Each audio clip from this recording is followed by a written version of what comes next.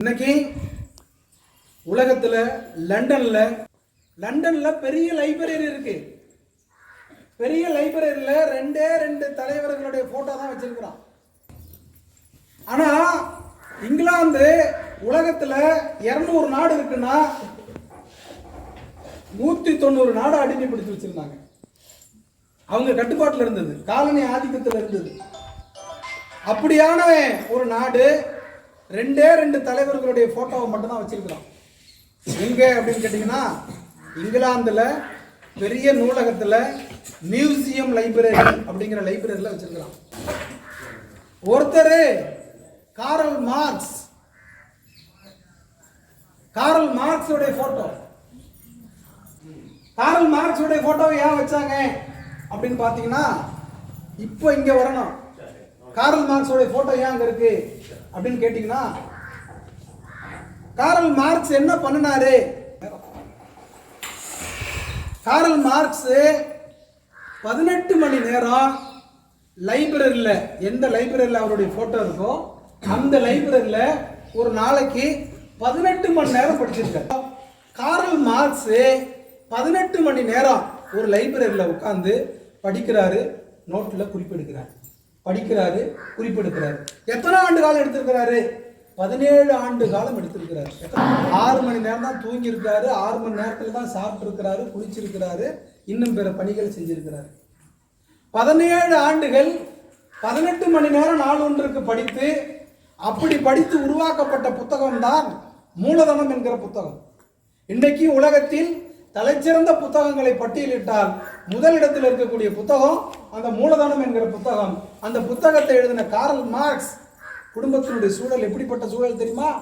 பிறந்த குழந்தைக்கு புட்டி பால் வாங்குறதுக்கு பணம் கிடையாது. அப்படியான குடும்ப சூழல், வறுமை இருக்கிறது. இன்னொரு சூழல்ல வறுமையால, பசியால, நோயால, குளிர் தாங்க முடியாம அந்த குழந்தை இறந்து போயிடுது. இறந்த குழந்தைக்கு கல்லறை பெட்டி செஞ்சு சவப்பெட்டி சொல்லுவோம் இல்லைங்களா, சவப்பெட்டி செய்யறதுக்கு பணம் இல்லை. அப்போ பிறந்த பொழுது அந்த குழந்தைக்கு பால் வாங்க பணம் இல்லை. அதே குழந்தை இறந்து போன பொழுது சவப்பெட்டி செய்யறதுக்கு பணம் இல்லை. இந்த சூழல்ல நான் உட்கார்ந்துக்கிட்டு படிச்சேங்கிறாரு காரல் மார்க்ஸ்.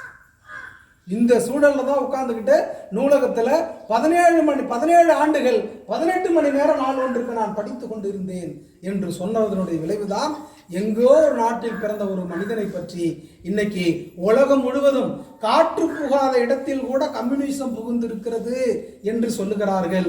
அந்த கம்யூனிசத்தினுடைய கொள்கையை புகுத்தியவர் யார் என்றால் காரல் மார்க்ஸ். அதுக்கு அடிப்படையான காரணம் அவர் படித்த 17 ஆண்டு கால 18 மணி நேர படிப்பு தான் காரணமே தவிர வேறொன்றும் இல்லை என்பதை நீங்கள் தெரிந்து கொள்ள வேண்டும்.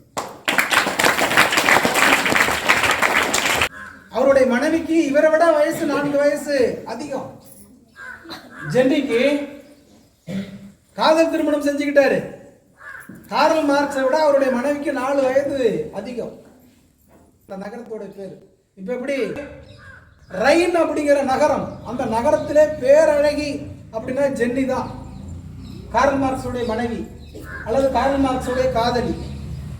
ஏன் இதை சொல்ல வரனா, எந்த சூழல்ல அவர் படிச்சாருங்கிறதுக்கான ஒரு உதாரணம். அப்ப இதுதான் ஜென்னியோடைய வீடு அப்படின்னா, அந்த தெருவில் இருக்கக்கூடிய இளைஞர்கள் எல்லாம் சைக்கிள் ஓட்டிக்கிட்டு வந்து சும்மனாச்சிக்கு அந்த இடத்துல வந்து சைக்கிளை நிறுத்திக்கிட்டு செயின் கலண்டது போல நின்றுக்கிட்டு செயினை போடுற மாதிரி அந்த வீட்டையும் ஜென்னியையும் பார்ப்பாங்க. ஆனால் ஜென்னி யாரையும் பார்க்க மாட்டான். ஜென்னி யாரையும் அப்படி கண்ணால் பார்த்தது கிடையாது. செய்தி என்னன்னா, காரல் மார்க்ஸோட அவங்களுக்கு அன்பு, காரல் மார்க்ஸோட அவங்களுக்கு அறிவு ஒத்து போயிட்டு. இப்போ வீட்டினுடைய பேச்சுவார்த்தையால் 2 வீட்டாரும் சேர்ந்து நிச்சயம் பண்ணியாச்சு. நிச்சயம் பண்ண பிறகு நான் படிக்க போறேன்னு போயிட்டாரு. இங்க ஜென்னி நிச்சயம் பண்ண பிறகு காரல் மார்க்ஸ் ஒரு தேதி குறிச்சாச்சு. ஒரு தேதி இத்தனாம் தேதி திருமணம்னு குறிச்சாச்சு. வருவாருன்னு இந்த அம்மா காத்துக்கிட்டு இருக்காங்க. படிக்க போயிட்டாரு. சொன்ன தேதியில வரல, திருமணம் நடக்கல.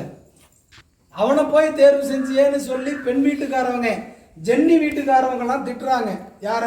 பொண்ண ஜென்னியை திட்டுறாங்க. மாப்பிள்ளை வீட்டுக்காரவன் நாங்கள் தான் அப்பயே சொன்னோமே, அவன் சரியில்லாத பையன், தாடியை வளர்த்துக்கிட்டு முடியை வளர்த்துக்கிட்டு அவன் சரியில்லாத பையன் அப்பயே நாங்கள் சொன்னோமே, நீங்கள் தானே பொண்ணு தரேன்னு சொன்னீங்க அப்படின்னு அவங்களும் திட்டுறாங்க. உச்சகட்டமாக காரல் மார்க்ஸோடைய அப்பா வந்து, ஏம்மா நிச்சயம் பண்ணதாவே இருக்கட்டும், நீ வேற யாராவது திருமணம் பண்ணிக்குமா, அவன்லாம் நம்பாதமான்னு சொல்றாரு. இந்த சூழலில் ஜென்னி மார்க்ஸை நம்பினால், மார்க்ஸ் ஜென்னியை நம்பினார். இந்த சூழலில் தான் அவர் நூலகத்தில் உட்கார்ந்து படித்து கொண்டிருந்தார். ஏன் அப்படின்னா, நம்மை போல காதலர்கள் இந்த உலகத்தில் பல ஆயிரம் லட்சம் கோடிக்கணக்கானவர்கள் இருக்கிறார்கள். நம்மை விட ஏழை மக்கள் இந்த உலகத்தில் கோடிக்கணக்கானவர்கள் இருக்கிறார்கள். அந்த ஏழைகளுடைய துயரை போக்குவதற்கான வழிமுறையை நான் கண்டறிந்து கொண்டிருக்கிறேன். எதன் வாயிலாக? நூலகத்தின் வாயிலாக கண்டறிந்து கொண்டிருக்கிறேன், படிப்பின் வாயிலாக கண்டறிந்து கொண்டிருக்கிறேன். ஏழையின் துயரை துடைக்க போகிறேன் என்று ஜென்னிக்கு கடிதம் எழுதினாரு மார்க்ஸ். அந்த கடிதத்தை படிச்சுட்டு பின்பு தான் ஜென்னி மகிழ்ச்சியானான். அப்புறம் தான் திருமணம் நடந்தது. எத்தனை ஒரு குறிப்பிட்ட ஆண்டு காலம் கழிச்சு தான் திருமணமே நடந்தது. ஆக நிச்சயம் பண்ணினதை கூட ஒரு பக்கம் ஓரமா வச்சுட்டு, குழந்தை பிறந்து இறந்ததை கூட கவலைப்படாம, நம்மை போல ஏழைகள் எத்தனையோ கோடிகள் இந்த உலகத்தில் இருக்கிறான், அவங்களுடைய துயரை தீர்க்கணும். அதற்கு ஒரே வழி எதுவென்றால் படிப்பு மட்டும்தான் என்று நம்பியவன் காரல் மார்க்ஸ்.